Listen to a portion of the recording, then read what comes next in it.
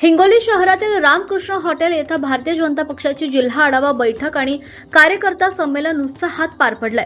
संघटनात्मक बांधणी आणि मतदार यादी पुनर्निरीक्षण मोहिमेवर विशेष भर देण्यात आलाय।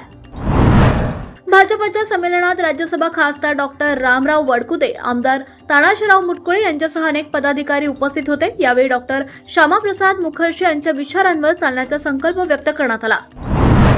हिंगोली विधानसभा मतदारसंघातील वैशापूर आणि डिग्रस कराळे येथील असंख्य कार्यकर्त्यांनी भारतीय जनता पक्षात प्रवेश केला। आमदार तानाजीराव मुटकुळे यांच्या उपस्थितीत प्रवेश सोहळा पार पडला। हट्टा येथे नवीन बस स्थानकाच्या भव्य भूमिपूजन सोहळ्याचं आयोजन करण्यात आलं। आमदार राजू भैया नवखरे यांच्या प्रयत्नातून हा विकास प्रकल्प साकारत असल्याची भावना नागरिकांनी व्यक्त केली आहे।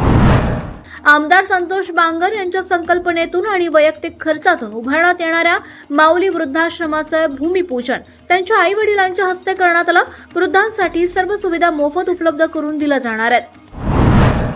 डॉक्टर श्यामाप्रसाद मुखर्जी यांच्या 125व्या जयंतीनिमित्त आणि मतदार यादी पुनर्निरीक्षण मोहिमेच्या पार्श्वभूमीवर भाजपाची विशेष जिल्हा आढावा बैठक हिंगोलीत पार पडली। उद्धवराव घ्यार यांची भारतीय जनता पक्षाच्या तालुका सरचिटणीसपदी निवड करण्यात आली आहे। त्यांच्या निवडीचं विविध स्तरातून स्वागत करण्यात येत आहे। टोकाईगड येथे हेमाडपंथी शैलीतील मंदिर उभारणीच्या पार्श्वभूमीवर श्री टोकाई माता मूर्ती स्थलांतर आणि स्थापना सोहळा भक्तिमय वातावरणात पार पडला। यावेळी मान्यवरांसह भाविकांचीही मोठी उपस्थिती होती। राज्यातून पंढरपूर सायकल वारीला आजपासून सुरुवात होत आहे।